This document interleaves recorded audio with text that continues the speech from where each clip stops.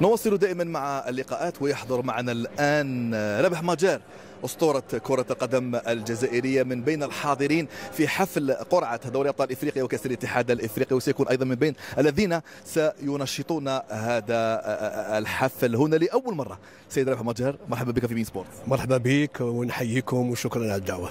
لأول مرة القرعة الآن خارج القارة الإفريقية في قطر، في بلد عربي، وبالضبط داخل مقر قنوات بين سبورت. شيء جديد، وأنت ستكون أيضا من بين الحاضرين ومنشطين في هذا. شيء جديد وشيء جميل، شيء جميل لأن كلنا نعرف أن قطر مهتمة كثير بالرياضة وفتحت الابواب للكاف لكي تكون القرعه اليوم في الشامبيونز ليج والكاس الكونفدراليه. هذا شيء جميل جدا وانا سعيد جدا لحضوري معكم اليوم. نشوف القرعه يعني وش حتعطي اليوم.